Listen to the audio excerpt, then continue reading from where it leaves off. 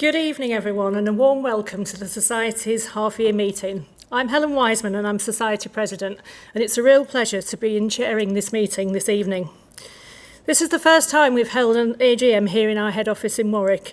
We're also live streaming to allow members who have not been able to come here today or join one of the other meetings in person to log on and contribute to the meeting as if they were here in person. I can let you know that we have 78 members online and 22 members in the room, so we are quorate and ready to go. Before we start, I should let members in the room know that we're not expecting any fire drills, so if the alarm goes, we'll need to exit via the nearest fire exit. This is the final of 4 half-year meetings we are holding to ensure as many of our members as possible can attend. We've put what we hope is an informative session together where you'll be able to ask questions and find out more about the Society, as your board really want you to find the evening as being worthwhile, so please do ask any questions if you have them. If I can make a few introductions. In the room tonight next to me we have Phil Ponsonby, the Society's Chief Executive, Edward Parker, the Society Secretary, and Peter Kelly, our Chief Financial Officer. I should also introduce you to your elected representatives here in the room today. Perhaps they could stand up. We have Vivian Woodell here from the Board of Directors. Thank you, Vivian. And finally, the Executive and Senior Management team. We have Peter Kelly, introduced, Alison Bain, Rupert Newman, who's just at the back, thank you, Rupert, and Peter Westall. Thank you. They're all wearing badges, so it's easy to spot them. And for those of you in the room, I'm sure you know them, but please do feel free to go up and talk to them afterwards. They'll be happy to answer any questions and hear your views. For our members online, we hope that you find the platform easy to use. At the top of your screen, you'll see a yellow ribbon. Below this, you will see different tabs called Home, Messaging, Voting and Documents. Hopefully it's self-explanatory, but for ease, the messaging tab allows you to ask a question at any time throughout the meeting or ask for technical support. The voting tab allows you to vote on the various formal items at the designated time in the meeting, and the documents tab allows you to view your member pack.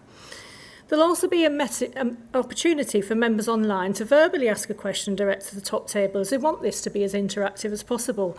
And it's the first time that we've attempted this rather than just having to type into the messaging option.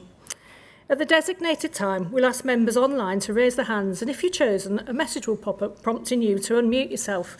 Please be ready for this prompt, as you will then be called into the conversation, at which point you can unmute yourself and ask your question. And whilst we'd love to see your faces, to make this as interactive as possible, we understand that some members may not wish to appear on camera. If this is the case, then please ensure you don't click Start Video. Hopefully that all makes sense. I'll guide members through this again later in the meeting. I should also note that those of you who have been members of the Society for at least 6 months are eligible for vote. So those of you in the room will be voting via the hand terminals, and you can find instructions on how these work on your seats. For those of you online, I'll instruct you when the voting opens, and you could submit your responses. If the voting technology fails, we'll have another couple of goes, and if that still doesn't work, then members in the room will be asked to vote by a show of hands, while members online will be sent an email shortly after the meeting asking you to submit your votes by noon tomorrow. And just in case it all goes completely wrong, then we will adjourn the meeting till the 26th of October. Hopefully that's not something we'll have to consider, but it's worth mentioning in advance just in case. So I'm going to briefly run through the agenda so you're aware of the proceedings this evening. First, we have an update from the Chief Executive on the Society's progress for the first 6 months of the financial year. We'll then present the minutes from the half-year meetings and special meetings.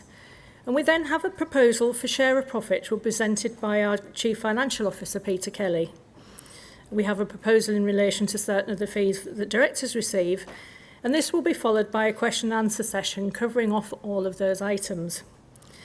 Eligible members will then be asked to vote on the half-yearly report, the minutes, the share of profits and board directors' fees.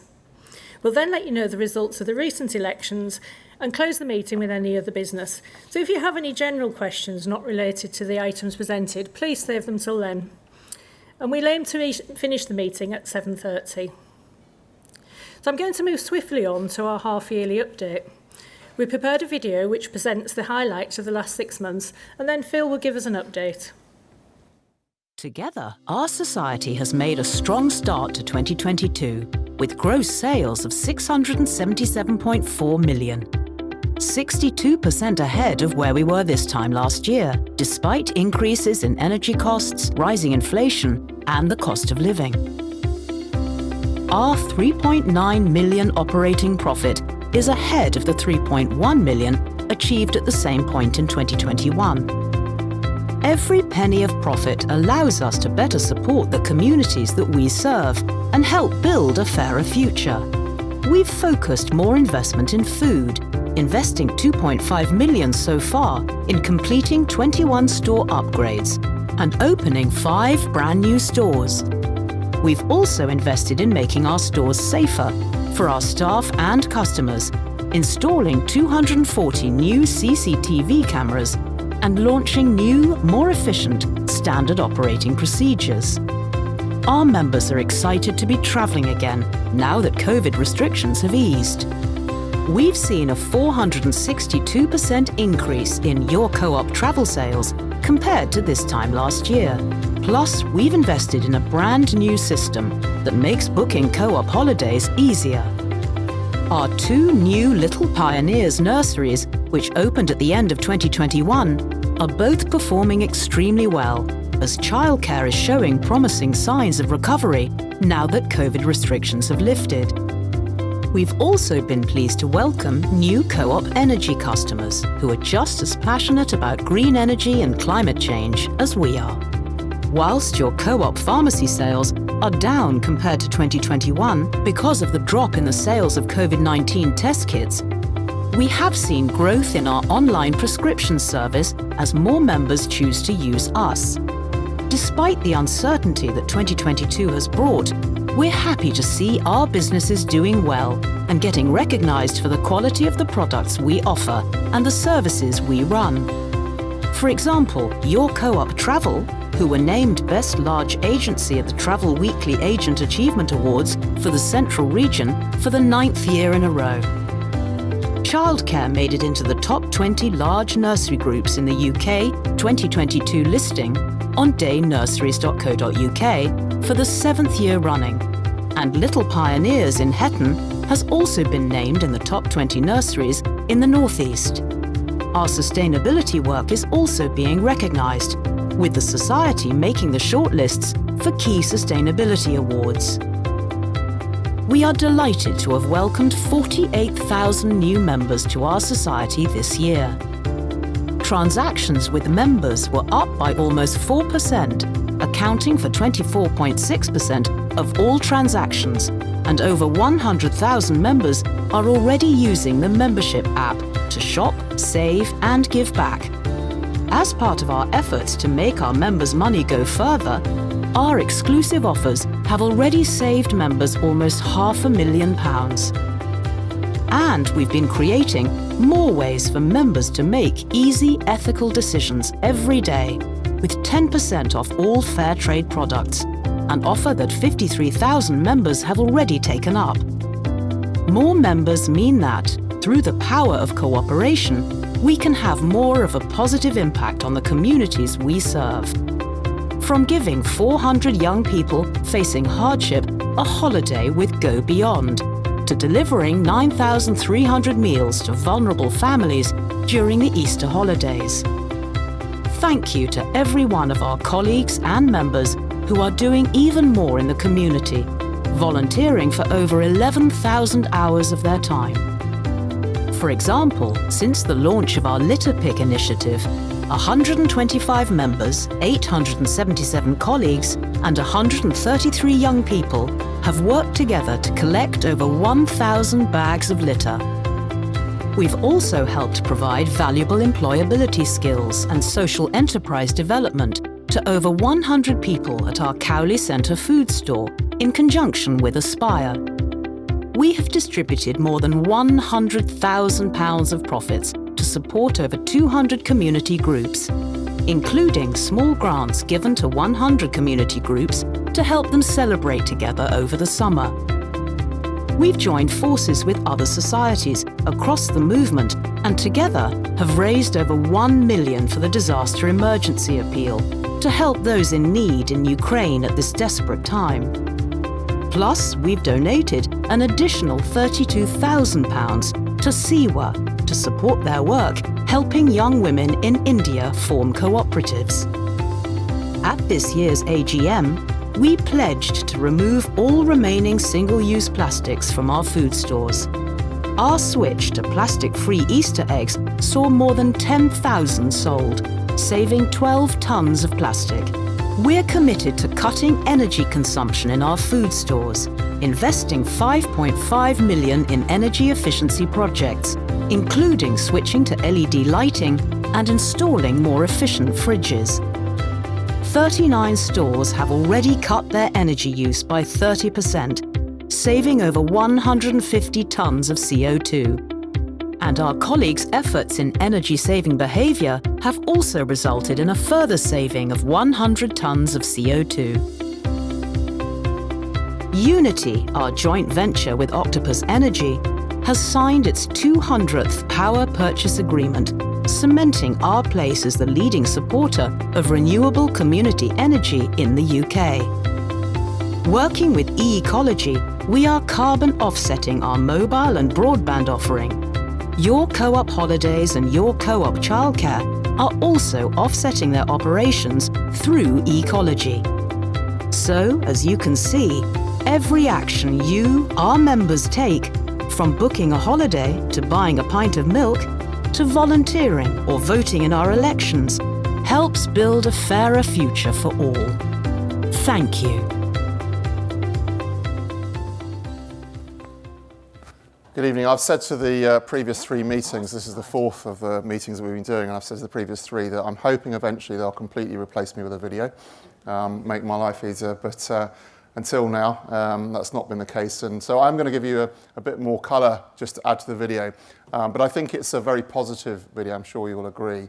And it reflects on a first half of this year, which has been a challenging first half of the year for us, many organisations, and indeed for consumers as well. So when we look at the results, I think it's important to look at them in the context of what's been going on around us in the world and here in the UK. And you know this as well as I do, but the cost of living crisis that consumers are facing because of rising inflation is putting all of us under pressure, and it's particularly the case for businesses. The events in Ukraine are having a significant impact on commodity prices, as you know, in terms of gas and oil and also wheat, and that's having a particular impact on food prices. We've seen today inflation at 10.1%. The highest for 40 years. So it's a significant impact, as I know that you, as consumers, you all know this as well as I do. And when you hear about people talking about making choices between eating or heating, it's quite a sad indictment in terms of where we're all at. Because I think we'd all hope that as we were coming out of the pandemic, that the euphoria that would be attached to that and the positivity that we'd all feel having been through that very dark days of 2020 and 2021 would give us all a sense of positivity and looking towards the future. And of course, where we are right now is a lot of concern for consumers, a lot of anxiety, uncertainty, and volatility. And of course, that's not being helped by the political turmoil that we're seeing. We're on our fourth Prime Minister in 6 years, our fourth Chancellor in 4 months, and I hear today another new Home Secretary on the way as well. So this political turmoil is not good for the country, it's not good for consumers, it's not good for businesses as we try to plan for the longer term. And indeed, COVID has not gone away, as I'm sure you'll all be aware. Those of us in the room over 50 probably either had our booster jabs or about to have our booster jabs. Because we recognise that this thing hasn't gone away, and who knows what the winter will bring and to what extent that'll affect our businesses and our operations as we go through the months ahead. So it is in this context that we look at our numbers for the first 6 months of this year. And I'm just going to take you through the headlines for the society overall to start with. So if we look at sales, as you saw in the film, gross sales overall, 677 million, which is significantly up on the same period in the first 6 months of last year.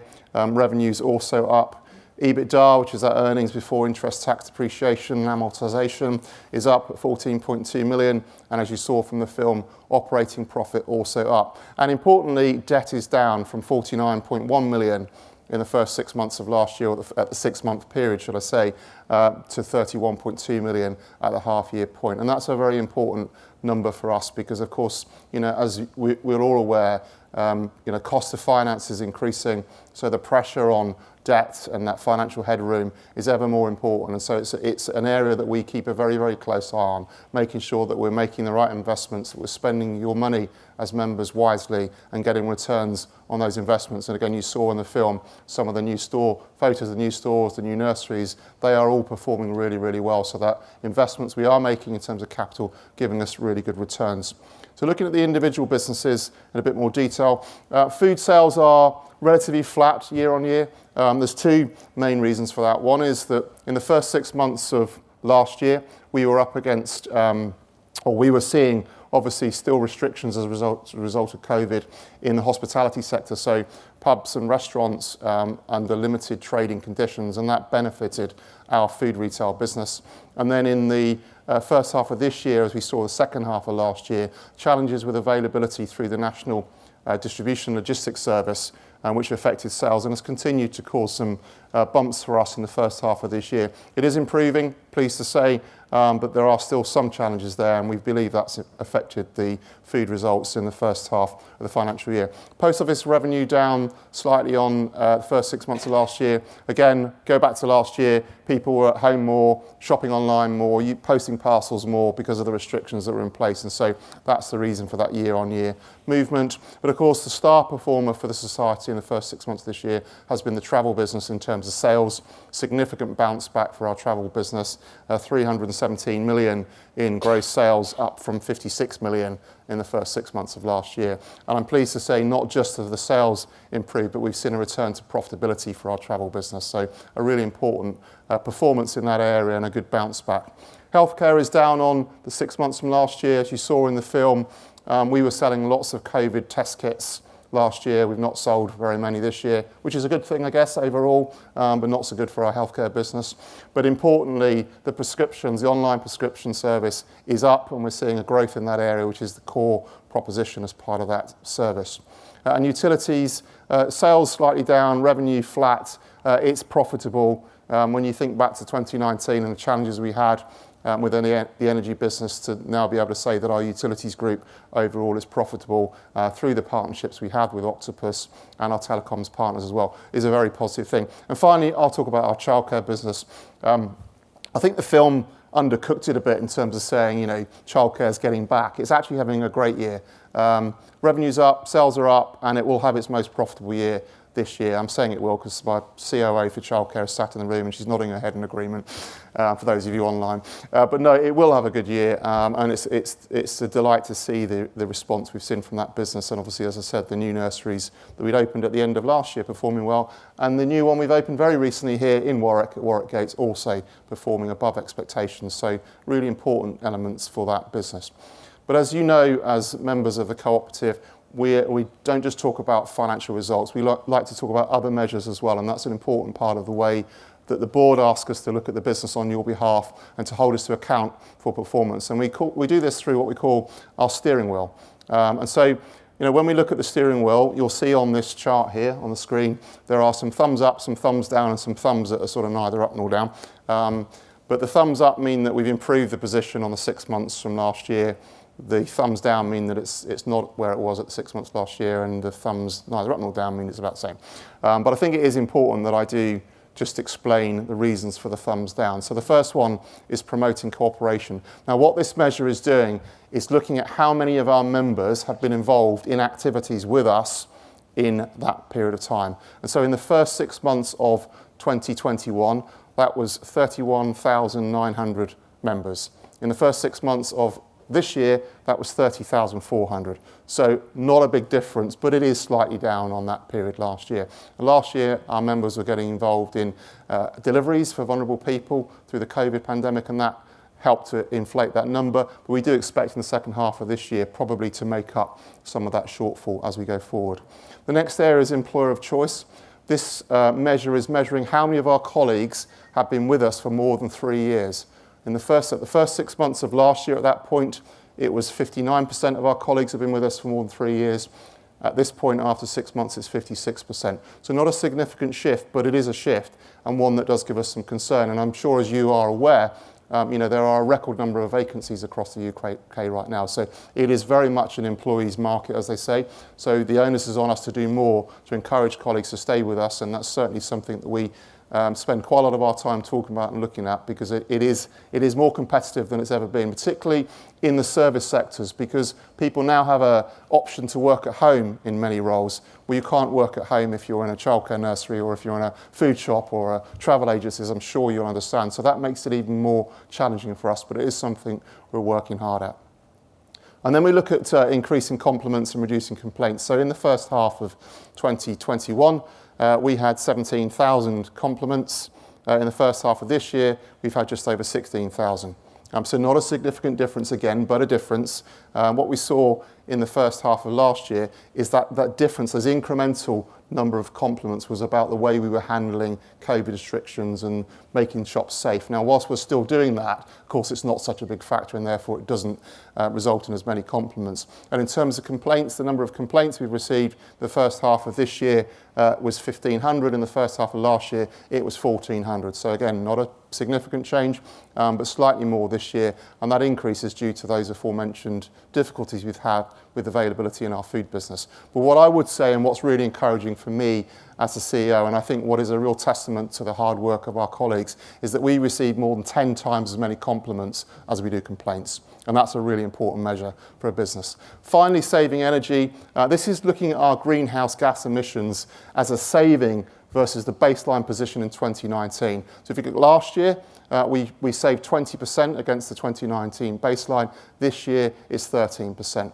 Last year, a number of our operations were closed for a period of time, particularly our travel agencies. That resulted in, obviously, a reduction in greenhouse gas emissions, and that's why there's a difference year on year. So nothing for us to worry about in that respect. It's just a material impact of what was going on last year for this year. So hopefully that's helpful for you. As I said, we do measure more than just the financial indicators in the business, and these are really important elements to us. I've mentioned a few times our colleagues. It's important that we invest in our colleagues and we listen to them as part of that. So, when we're looking to make investments in the areas that matter to them, we talk to them about what really matters. Safety, particularly in our food stores. That's why we've invested over £1 million in protecting them through the installation of new security equipment. But also investing in their development, investing in support processes for them. People like Mind, there's a charity that works for us in terms of mental well-being, and investing in understanding what matters to them. So working with a new survey provider in Medallia, we survey around about 50% of our colleagues every single month to ask them how they feel about benefits, how they feel about working conditions, how they feel about what's going on in the world, or anything, excuse me, at all. And so asking them the questions allows us to develop the right answers. I'm just going to take a glass of water before I do a Theresa May on you, if that's okay.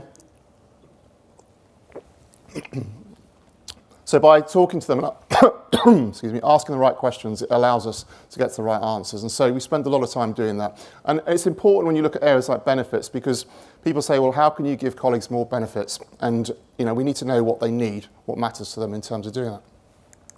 Helen, you might have to take over in a minute, if that's all right. Who's heard this 4 times now? So you have, haven't you? So you can come up here and do it.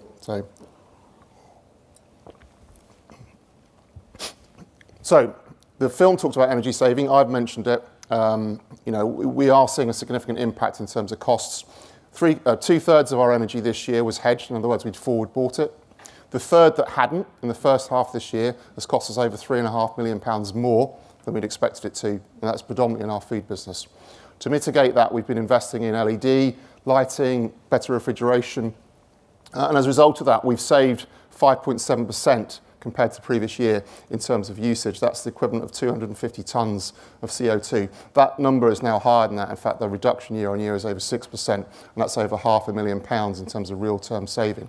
2/3 of that saving have come from investing in that new technology, and 1/3 has come from people in our food stores in the main doing different things, working hard to reduce the consumption of energy, switching off lights more often, pulling down blinds, all those things. So they've done a tremendous job in supporting the reduction of energy consumption in our stores to mitigate that increase in cost.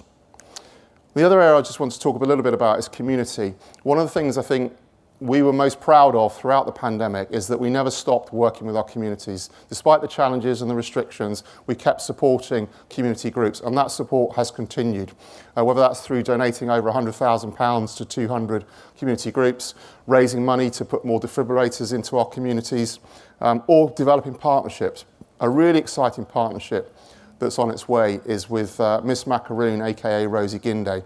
Now, Rosie runs a brilliant social enterprise in Birmingham that effectively supports young people that would otherwise not be able to find employment into work. They're not just making macaroons, they're learning about health and safety, learning about how to be more confident, how to write CVs, all the things they need to equip them to be in the workplace for the future. And Rosie has just now agreed a partnership with us to do exactly the same thing and support us in our food store in Walsall Town Centre. So in Walsall Town Centre, we will be helping young people who are out of work get into work, to train them, develop them. And whether they go on to work for us in one of our food stores or one of our other businesses, or they go on to work for one of our competitors, it doesn't really matter. The point is that we're helping them to get back into work. And so a really great initiative, and one that we're really excited about, that'll kick off in the new year. And finally, I want to talk about you, our members, and how we're transforming the relationship with you. And we're doing that in three particular ways. One is to provide you with a more effective access to a wider range of products and services, either through opening new stores or new nurseries, or through developing better digital channels, particularly in healthcare, in utilities and in travel, to give you a greater access to our services. Also through increasing the size of membership, making the relationship more meaningful, deepening that relationship, and then delivering value for the longer term by encouraging you to shop across more of our businesses through incentives to do exactly that. And so that's the sort of three-pronged approach that we've been taking, and we're seeing some great results. One of the things we've been doing is investing more in value for our members. That includes giving a permanent discount of 10% on fair trade products in our food stores. It's been about giving specific offers to members, unique deals in food, but also in areas such as utilities, in travel, in healthcare, and we're going to do more and more of that. And I think you saw in the video the fact that our member participation in terms of the trade with members was up at 26%, which is a 4% increase on where we were before. And so we're going to increasingly do that to see that number go further. And I think that's a really important part of what we've been doing. And technology is playing its part in driving that. You saw on the video, in the first 6 months of this year, we'd increased membership by, I think it was 48,000. Well, since we launched the new app, which was actually a year today ago, we've added 90,000 new members. And what's really important about those 90,000 new members is that 15,000 of them are under 30. Now, a year ago, the average age of members was 58, which was great because I was under the average age of members, which is good news. It's now 46, which means I'm over the average age of members, so not so great. But I think what's more important, and seriously, is that for this cooperative of ours to thrive for the long term, we've got to encourage young people to join in and become part of it and help shape it. And so seeing that many new members under the age of 30 is a really, really important milestone for us, and one that we're going to continue to work hard at. We've had 112,000 app users now since it was launched a year ago, and we're increasingly seeing people embrace that technology to make their lives more easy. It's not replaced the card. Those of you that have got the card can still use it and can always still use it. It's just giving members new ways to engage with us. And finally, those that have taken us up on the offers, the unique offers, over £700,000 saved by 198,000 members, which is a fantastic result. So I hope as members you will agree that we've been doing more to work with you, to provide you with more experiences, but also to provide you with more value, and we'll keep doing that, and we'll keep listening to you as part of that. Thanks for your attention this evening. I hope you found that useful, and enjoy the rest of your evening. Thank you.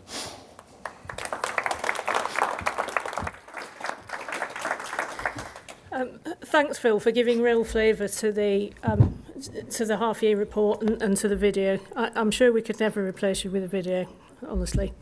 And as your board representing you, the members, I think it's important to say to the members that we do recognise the significant challenges we face as an organisation. We're working very hard with the whole board and the executive and the rest of the team to, face into those challenges in the coming months and years ahead. As far as the presentation is concerned, one thing I'd like to comment on in the video was the fact the number of colleagues and members who have volunteered. And I'd like to thank all of those, both colleagues and members, for the volunteering that they have done to improve their communities. I know it is much appreciated from the comments that I get back from members. So, you know, thank you to all of those who participated. And if anybody hasn't participated and want to, we're always more than welcome to take more volunteers on board for community events. So we can now move on to the formal part of the agenda, where we've got some items that require your approval. First, we have the minutes from the half-year and special meetings held in October 2021, together with the minutes of the ad hoc special meetings held earlier this year in January, February, June and July. You'll have seen these in the meeting papers on the website and hopefully had the chance to review them. Note that we've uploaded for information the draft minutes from the AGM back in May, as no doubt some of you will have attended this. We'll be formally approving these minutes at the AGM next May, but it is as well to provide them now as they may prompt questions you might want to raise later in the Q&A session. And we'll come to the approval of the minutes shortly. Our next formal item is the share of profits proposal, and Peter Kelly, our Chief Financial Officer, is going to present the details to you. Peter. Thank you, Helen. So as Helen said, I'm going to present your board's proposal for share of profits distribution to members. Before I do, though, I might just want to remind members as to why we're doing that at these half-year meetings as opposed to the AGM that was held earlier in May. And that is because at that time, economic conditions were extremely volatile and, as importantly, incredibly uncertain. And it wasn't right for us to make that proposal at that time. Since then, it still feels like things are really volatile, but we have traded through part of that and we have a better view as to how that's going to play out and impact the society over the next 6 months and into next budget year. So it's more appropriate to do it now at these half-year meetings. So with that said, I'd like to just outline what the proposal is from the board. And that is effectively to allocate, to award 0.5 pence for every membership point. And that's the same as the last few years in terms of the allocation of points, pence to points. If that is approved by members, that will mean that that's a total distribution of £1.1 million to members. And a slight change from last year, we're actually going to make that distribution throughout November. Last year we did it in December across actually 3 or 4 tranches, and some of those later tranches were very, very close to Christmas, and the feedback was that if we had the distribution, we'd like to be able to spend it in the run-up to Christmas. So we're going to make that distribution across November. We're still going to be following a digital-first approach, so that means we're going to be issuing vouchers through the app, electronic vouchers or emails, but there will be other ways in which members can receive their distribution. In fact, many members have already pre-elected some other ways. And finally, it's not on the slide, but just to remind members that when the vouchers are issued, they will be valid for 6 months. So the best way of getting the most value from those vouchers is to actually spend them in store in that time. But if you don't, or you don't spend all of them, rest assured that any unused value will be transferred to your share account upon the maturity date. So that's what the share of profits proposal comprises, and I'll hand you back to your president. Thank you, Peter. So the next item on the agenda, it brings us an item in relation to board fees. Your board wishes to propose a change to the board director fees for those directors sitting on the Pensions Trustee Board and the Audit and Risk Committee, together with a change to the delegation allowance. I'm going to hand over to Edward Parker, the Society's Secretary, who will briefly explain these proposals. Thank you, Helen. Some of you may have had the opportunity to review the paper that's been on the website in relation to this item.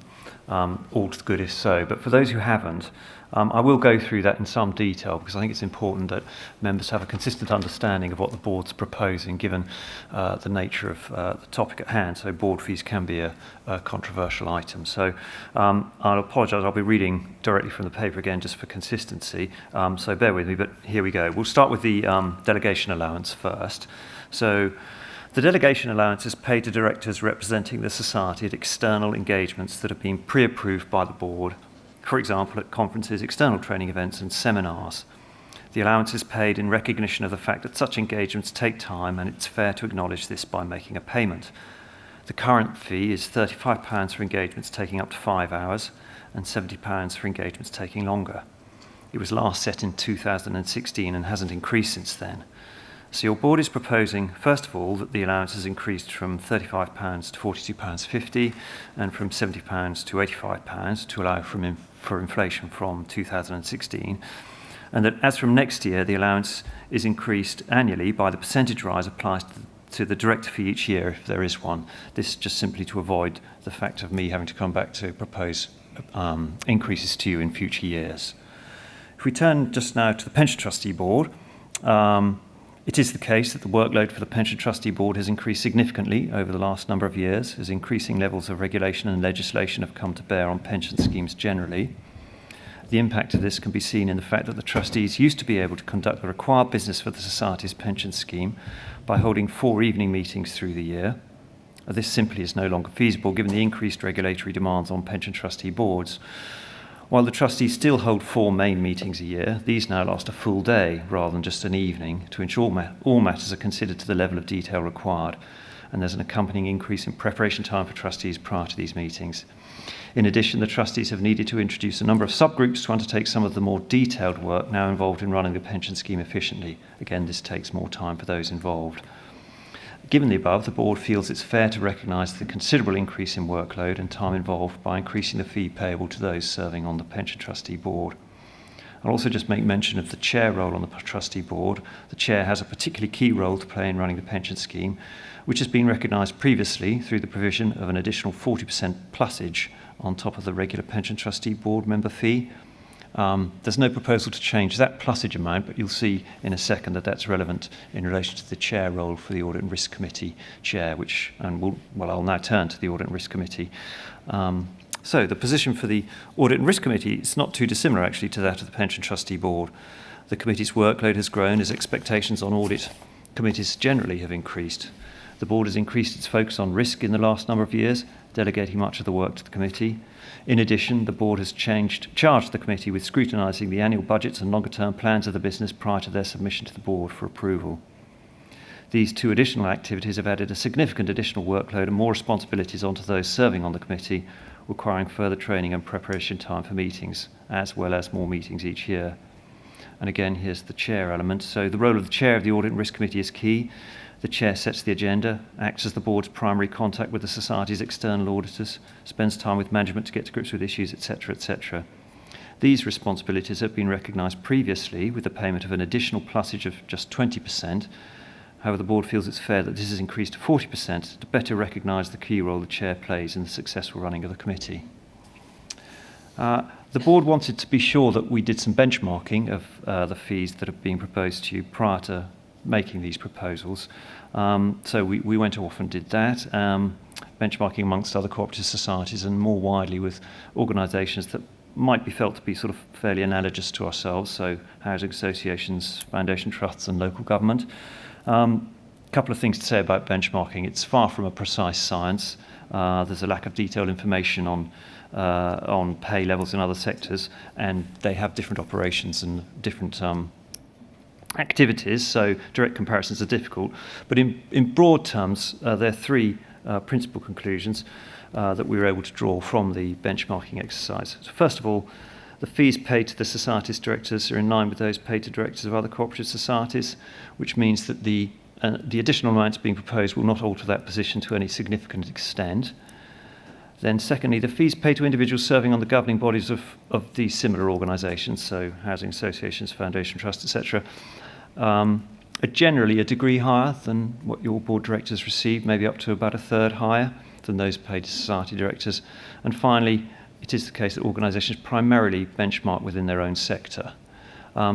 Given all of this, the board feels comfortable in making these proposals to yourselves. So here we go. If we just flick through the slides now. So you see here on the slide a summary of the proposals for the delegation allowance, which I've just run through. And the next slide will show you the level of fees that we're proposing for the Pension Trustee Board. I'm sorry I had to crane around this way. I can't see the screen over there well enough. So the current trustee fee is at £1,077. We're proposing to increase that to £1,500, and you'll see the fee for the chair there with the plusage of 40% increasing to £2,100. Then we can go to the next slide, thanks.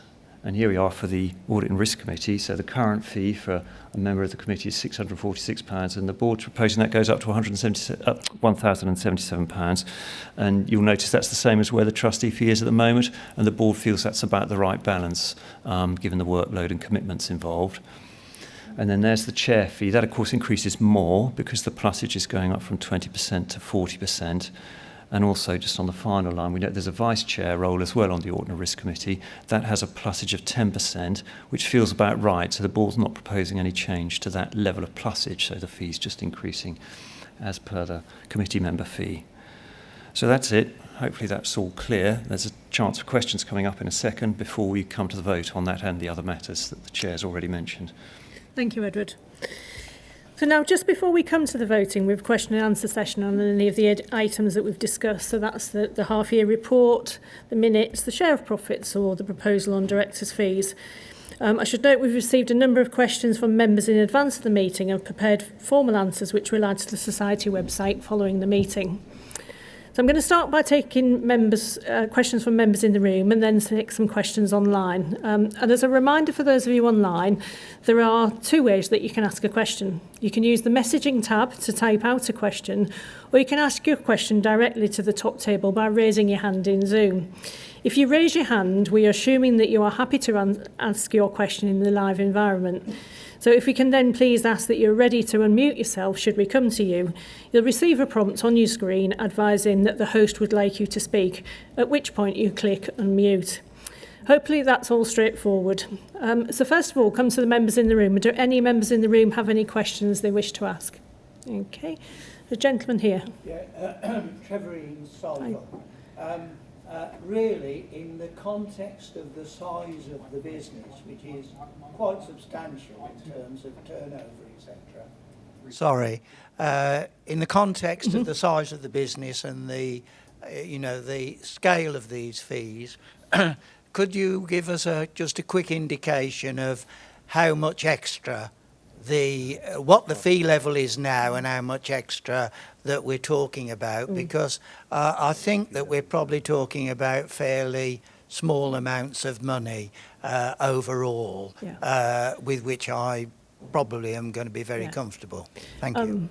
I couldn't tell you what the current scale of fees is, but what I can say is the additional fees being proposed add up to circa 5,500 over the year.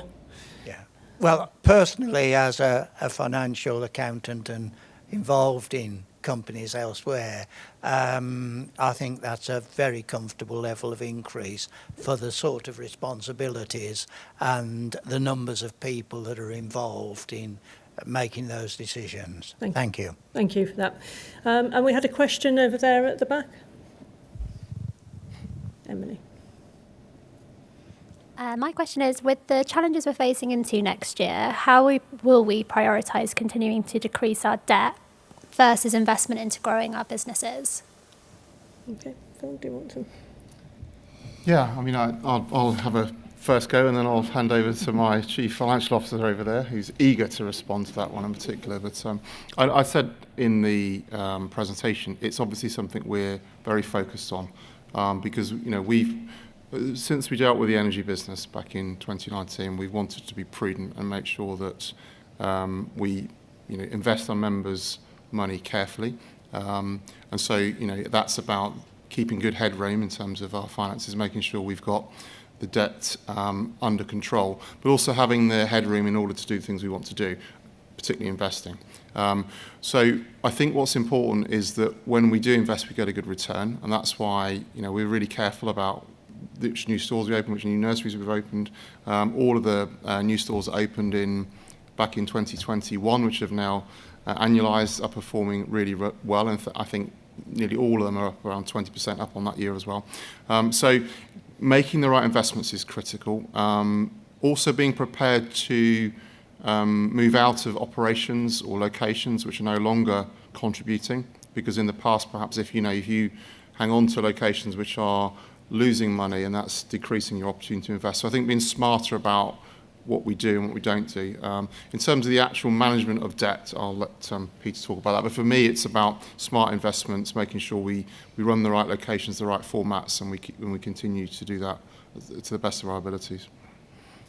Yes, just to reiterate what Phil said there, but one very good way of doing that is move cash out of underperforming assets into performing assets. And we don't necessarily mean trading sites. I mean, for instance, a few weeks ago, we sold some land in the Cotswolds that wasn't a trading site and had significant value. And we're able to use that cash back into society, either to reduce debt or invest into something that is going to return a greater profit to us or fund a new investment. And then the other way, we're looking at working capital and opportunities all the time.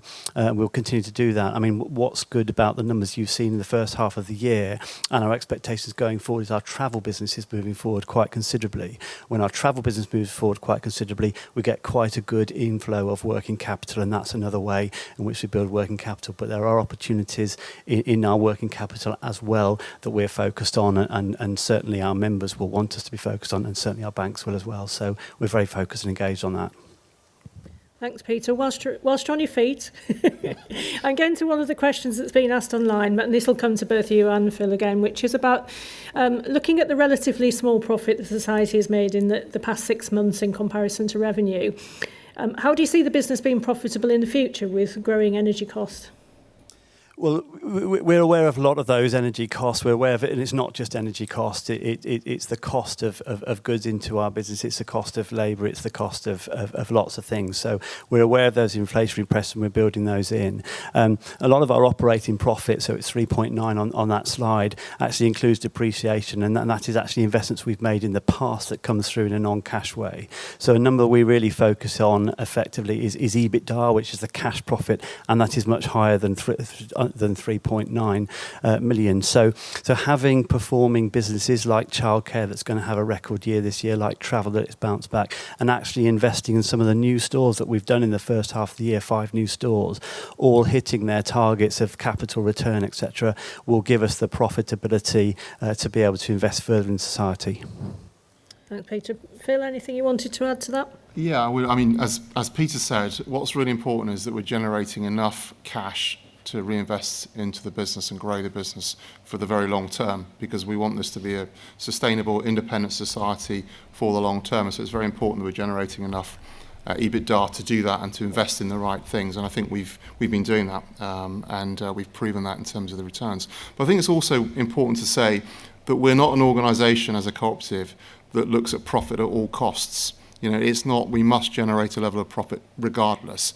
And I think you had no better of example of that than through the pandemic, where, you know, we could have made some very different decisions through the pandemic. We could have paid our colleagues at 80% that were on furlough rather than topping it up to 100%. We could have charged the parents in our childcare nurseries, even though they couldn't send their children to our nurseries because the contracts provided for that. So there were lots of things we could have done if it was profit at all costs, but we're never going to do that as an organisation. We want to be sustainable, we want to be fair, and that's about delivering the right level of EBITDA and profitability to reinvest for long term. But as I said, it's not going to be a case of profit at all costs, and I think that's an important point for the board on behalf of the members, is that we do business the right way and that we make profits the right way. Thanks, Phil. We've got another similar question on finances and moving into the cost of living crisis, both for colleagues and members. With the cost of living crisis worsening over the winter months and potentially more so in April with the end of the price cap, what are you doing financially to help colleagues meet soaring inflation in the UK? And I know there was a very similar question asked around what we're doing to help members with the cost of living as one of the advanced questions. So, yeah, I mean, it's occupying, you know, every hour of every day for us right now in terms of how do we help our members, our customers, our colleagues, our communities, because, you know, they're really big areas of concern. And I think, you know, one of the most important things is to understand what people really need in terms of help, because I can, you know, sit with an executive team or talk to the board about what we assume people want. What's really important is to ask them. And so I think one of the things we're doing, first and foremost, is to talk to people more. I said we run a pulse survey every month with colleagues. 50% of colleagues take part in that. We have colleague councils where we ask that question. Just recently, in that round of colleague councils, we talked to them about discounts they get a colleague discount for shopping in our food stores. And we put a proposal forward to change that discount and the way it's delivered. And so that's one of the things we've been engaging them about. We talked to them about benefits such as more recently maternity, paternity, those sorts of benefits. But I recognise we need to do more, and that's one of the things colleagues are saying to us. And it is something we're committed to doing. I think there's we're about to enter into our next round of conversations with our trade union, USDOR. They work really constructively with us. They help us in terms of reaching the right decisions, because they're representing the colleague base as well. And so we're about to enter into the next round of conversations with them, which will result in enhanced benefits and pay for colleagues. And when we're looking to do some additional things in the run-up to Christmas as well for colleagues. I think in terms of members, the member deals, the unique member offers that we're providing now, 10% off fair trade. We're giving members more and more reasons to shop with us, and customers more and more reasons to become members. And so, it is very true to say that if you are a member now, you're getting much more value in trading with your cooperative than if you're not a member. And I think we'll keep doing that, and that's an important way of doing that. Thanks, Phil. And I know that the question, certainly in relation to both colleagues and members, is something that we've discussed at length in the boardroom and will continue to do so. Before I go back to online, are there any other questions in the room? Did I miss anybody? Gentleman at the back there. Hi. Thank you very much. I'm really impressed that you've opened 5 new stores since you last reported, and I just wonder what the experience of the society is, if any of them have been opened up in the Warwickshire area, as distinct from other counties in which the society operates. And I've got a particular bee in my bonnet about Warwick, because there is no grocer of any capability at all in the Warwick town centre since Marks and Spencer's withdrew, which I think has been a bad mistake from their point of view. But I am asking a question about the broader experience you're having with new stores that you have opened. Thank you. Certainly. So I think there's 6 new stores now. It was 5 in the first 6 months. We've just opened another one in Swindon. Certainly in terms of the 5 that we've opened in the first half of this year, they're all performing very, very well. None of them are in Warwickshire. I'll come back to that in a moment.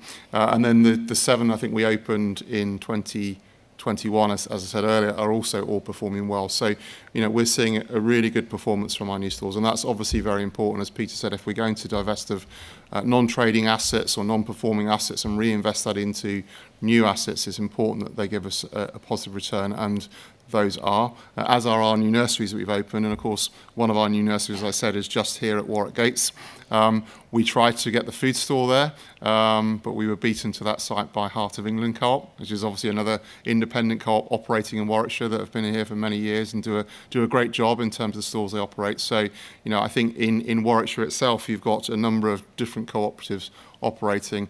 We are currently working on some opportunities in Warwickshire. One of them quite close to here, I'm pleased to say.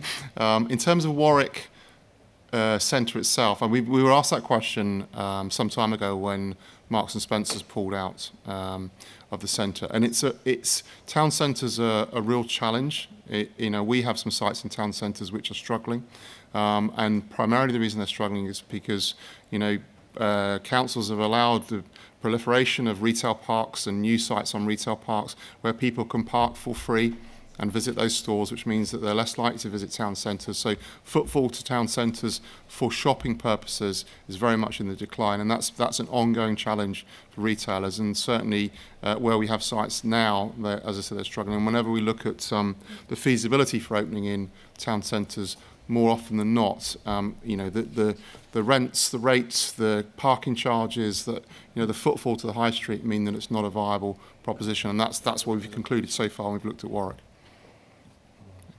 Thanks, Phil. Okay, so I go back to online now. Bruce has asked, travel to places within the UK is said to be growing. Has the Society improved its offer of destinations within the UK to its travel customers in the half year? Yeah, I think we have. I mean, we work well with some partners in the UK, Host Seasons, for example, who have a really good proposition, and we've certainly developed some new relationships with them and some new options with them. I think we responded quite quickly to the UK as a destination back in 2021 in particular, as sort of, restrictions continued for overseas travel, and the the much loved government's traffic light system was implemented, which prevented most people from travelling anywhere at any time outside the UK. So we responded to that and put in place a number of new relationships in the UK, and those have stayed. What I would say, however, is in the UK, as increasingly you find across parts of Europe now and other parts of the world, there's a new competitor called Airbnb, and people can find deals through Airbnb in the UK. We can't compete with that. That's people offering up their own homes for people to stay in, and so that's a real challenge in the UK. So I don't see the UK being a big part of our travel business going forwards, but there are certainly some good deals to be had in the UK through our business, and please do go into one of the agencies and talk to the colleagues who are much better qualified than I am to talk about the options we do have. But I think where we are seeing growth is actually further afield. We're seeing growth in long haul destinations into the Caribbean and Mexico and places like that, which are is a relatively new area of business for us, and so we're seeing quite a lot of improvement in those areas. Thanks, Phil. We've got a broad question here around risk from Jansen Woodall, sort of asking if any new risks have been added to the board's risk register, which members should be made aware of, which might affect the business moving forwards, and have been actively managed. And I do recall that we have added a new risk recently to the risk register, which was the risks around the continuing conflict in Ukraine, which obviously the board has had an update from the CBI around the risks associated with that, and that's something that the Audit and Risk Committee have added to that. I was going to test the technology and ask to go to Paul Mather, who was online, but I know we've got questions coming in still, so I've answered that on your behalf. Paul is the chair of our Audit and Risk Committee. So yes, Jansen, we have added Ukraine as a significant risk the society sees to the risk register. We've got a Zoom question coming in from Mark Taylor. Mark, can we come to you?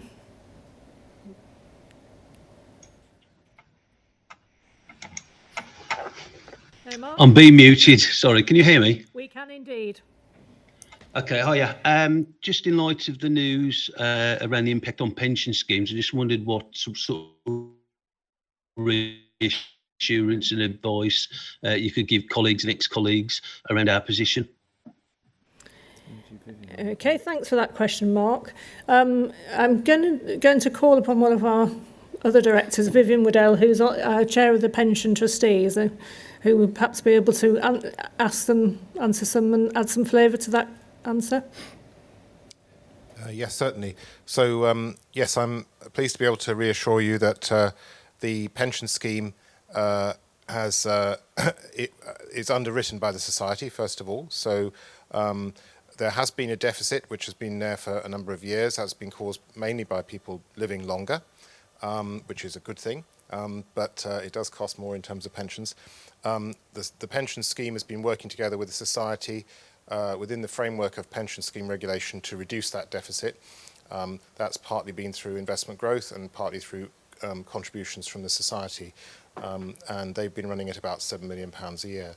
In fact, for technical reasons, the rise in interest rates that we've seen recently reduces the deficit. So that actually means that we're in a better position than we were before. But that deficit is a lot closer to being closed than it was a few years ago anyway, even before the rise in interest rates.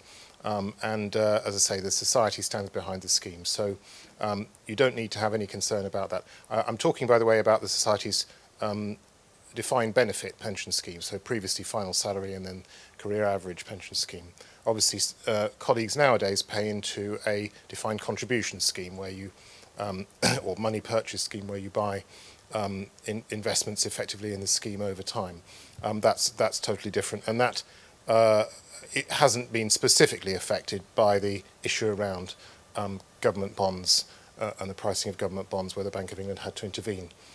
So that's obviously a separate issue, but I'm talking about the defined benefit scheme. Thank you.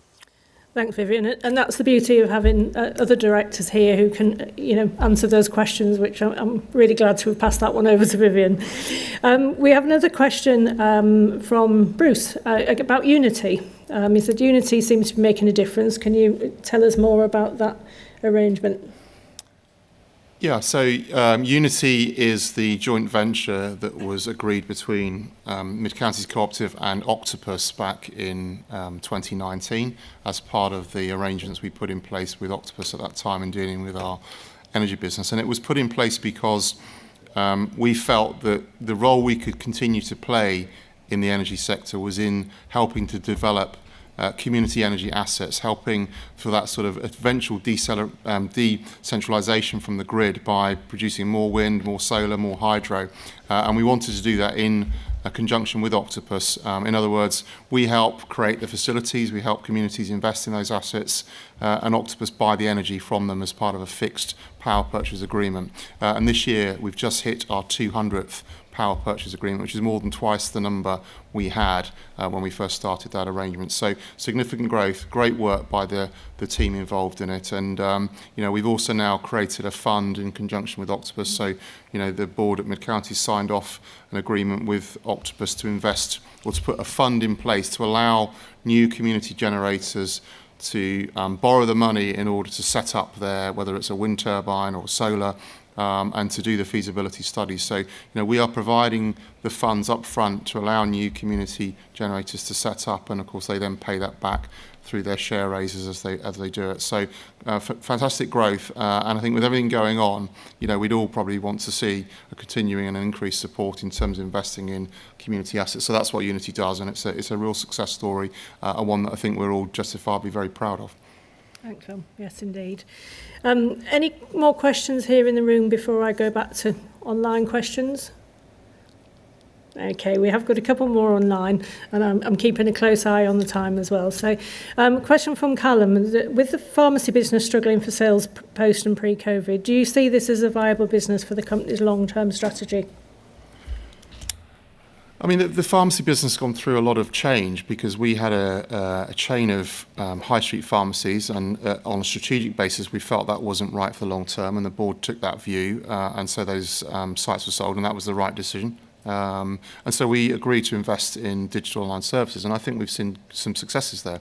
As I said in the numbers, when you look at the numbers year on year, they're affected by the sale of COVID test kits. Well, that was never going to be a long-term, we hope not a long-term sustainable position. But more recently, in terms of the successes we are seeing, we've developed some new ranges, particularly in home testing kits in other areas, but also in terms of a broader range of pharmaceutical products, and increasingly the number of prescriptions online, and members are signing up and taking on now online prescriptions rather than the old traditional ways. And I think the video mentioned this. We've seen a 19% year-on-year increase in online prescriptions.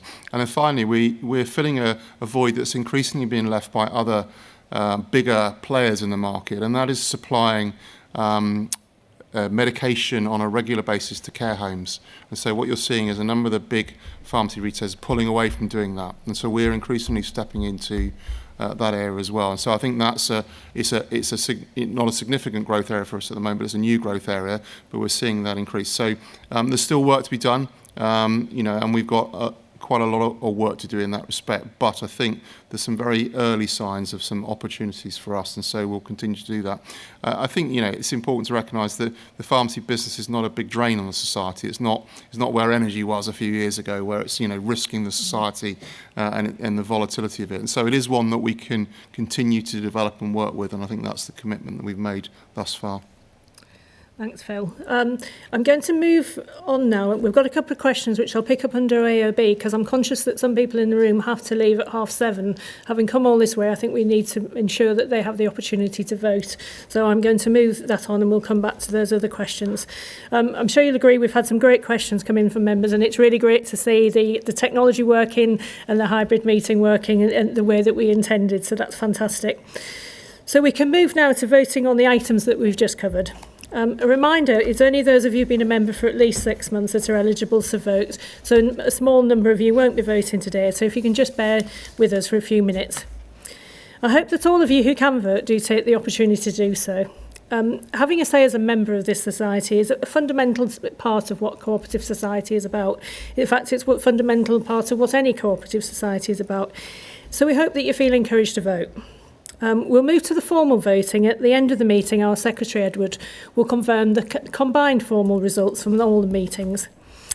As we have some members voting online, possibly for the first time, we've got a quick practice session first to bring everyone online up to speed on how the voting system works, and then we'll move to the formal vote. For those of you who are voting online, if you have a technical issue with the system, just use the messaging tab for support and you'll get some help from the colleagues on the line. For those of you in the room, just raise your hand and one of the colleagues will come and help. And just to reiterate the point I mentioned earlier, if the voting technology fails, you'll receive an email shortly after the meeting so you can submit your votes. So with that covered, we can move to the practice vote, please. You'll see the question on your screen.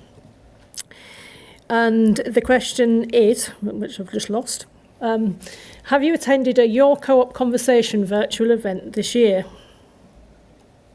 These are the online events we've introduced recently to allow members to discuss items that matter to you and the society. So here's the voting slide, and you should have received a notification online to let you know the voting is now open. So simply click your answer. You can change your answer right up to the voting closes. So if everyone can make the choice, each vote will be open for 30 seconds. So we can show, of course, all the online votes. I know those of you in the room will be able to vote quite quickly. So we'll be opening the vote, and I hope that shortly. So hopefully that will be straightforward. The results of this practice session is now displayed on the screen. We haven't had the practice session. There's No, it's closed. Right, okay. Here we go. Okay, so when we come to the formal voting, you'll hear me say 3, 2, 1 will be closing the voting. Okay, so you'll actually know that it's going to be closing. Hopefully that's been straightforward. So the results of the practice session are on the screen. And as you say, if you've got any problems, please get in touch through the messaging tab we've mentioned earlier, or if in the room, just raise your hand. So we're going to move now to the formal voting. At the end of the meeting, our secretary will confirm the combined formal results. So going to report first of all on the half-yearly report. On behalf of the board, I ask the meeting to receive and adopt the half-yearly report to the 23rd of July 2022, which has been approved by the board. For those online, all your voting choices, there are for, against and abstain, will come up on your screen when voting opens. For those in the room, you'll need to press either 1, 2, 3 to vote for, against or abstain. The vote is now open. Members online, you should have received your voting instructions on your screen. And don't forget you can change your vote right up to the last second. Those of you in the room, if you can just bear with us. Anybody having any difficulties in the room, just raise your hand. So I'll be closing the vote in 3, 2, 1, closing now. Okay. We can now move to formally approve the minutes from the last year's half-year meetings and the special meetings. So on behalf of the board, I ask the meeting to approve the minutes from the half-year and special meetings from October 2021 and the special meetings which took place in January, February, June and July this year. The vote is now open. Reminders to members online, you should have received your voting instructions. Don't forget you can change your vote right up at the last second in the room. Just press 1, 2 or 3, how you wish to vote.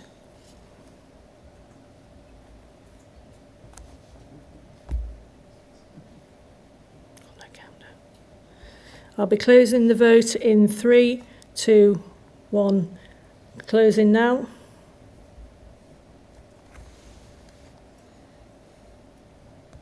So we now have a vote on the share of profits proposal. And I formally propose a share of profits distribution of 1.1 million, which equates to 0.5 pence per point. The vote is now open.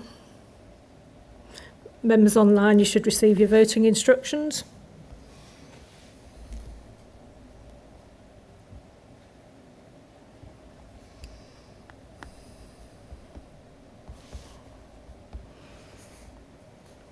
Okay, don't forget you can change your vote right up until the last second. We're just waiting for, make sure we capture the online votes. We're closing the vote in 3, 2, 1 now.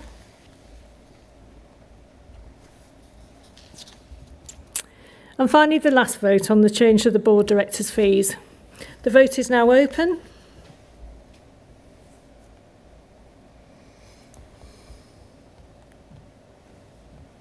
Hopefully those online are able to vote quite simply.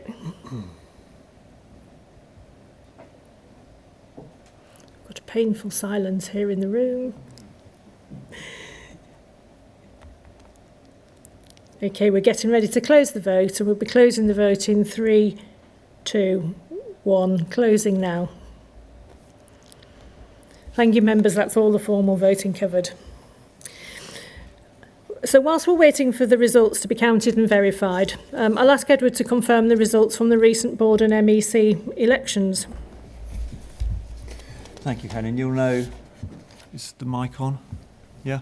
You'll know that we had our annual board and MEC elections. The voting closed for this on the 5th of October, delayed a couple of days because of the postal strikes.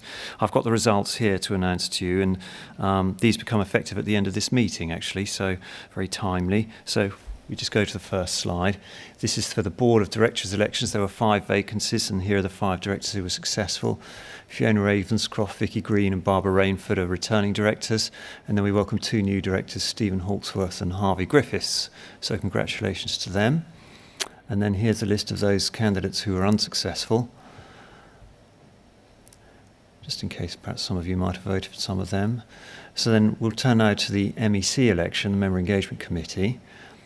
And here it's a little more complicated this time because there were actually 4 vacancies and only 4 candidates stood, but one of those vacancies was a casual vacancy.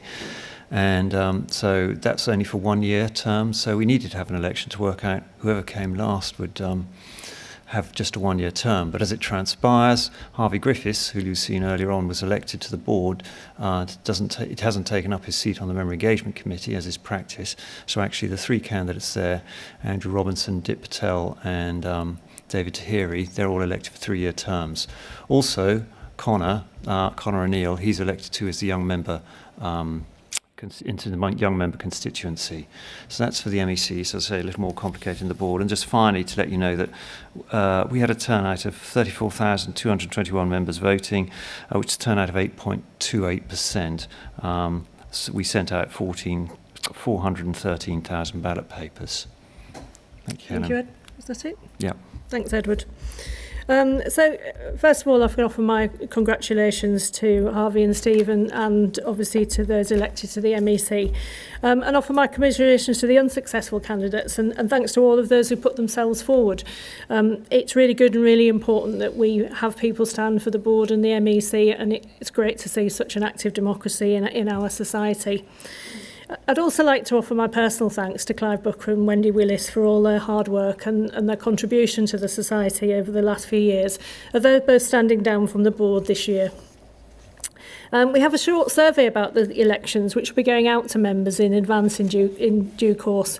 We'd really encourage you to complete the survey because it's important that we can keep improving our annual elections process, understand what makes people vote, why people don't vote, and what we can do to really, sort of get people voting in this important process.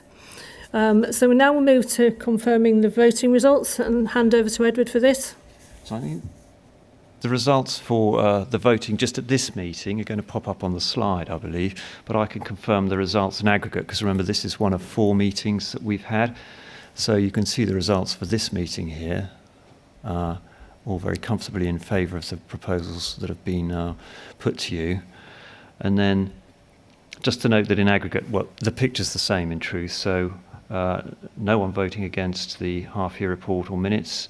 There were a few abstentions from the minutes particularly. 99.5% voting in favour of the share of profits proposal. And for the director fees proposal, 96.3 members voting in favour of the director fee proposal. So that's 182 voting in favour, 7 against on the director fees. So all very comfortably passed. Okay. Thanks, Edward. And for those of you online, you'll be able to see the results under the results on the left-hand panel on your screen. So we now come to the last item on our agenda, which is any other business. We do have a couple of questions coming in, but I just want to say if anybody in the room has any other items that they wish to raise. Okay.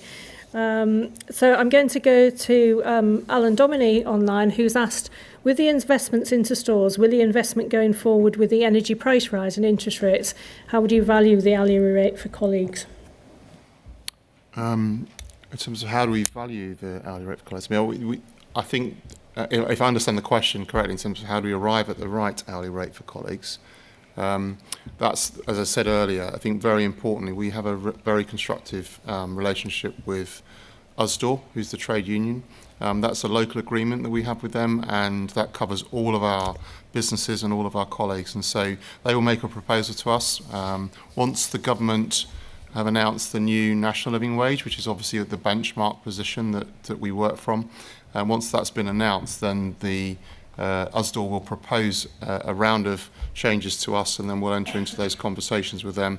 And hopefully, as we found last year, once we've been through that, they then put that out as a recommendation to our colleagues for acceptance, and that's what we hope we'll achieve this year. So that's how we go about valuing it, is working very closely with our trade union, Usdaw. Okay. Thank you. And the final question from Bruce, which is around the new warehouse servicing mid-counties, which is obviously part of the central logistics. Is there anything to report about this? Yeah, I mean, there's a new warehouse opened in Buckinghamshire at Biggleswade earlier this year, and that's part of it's opened as part of the national distribution network, which is operated by the Co-operative group and serves 90% of the cooperative food stores in the UK, including us. And so, yes, we're benefiting from the opening of that new warehouse facility. It's one of several that supply us.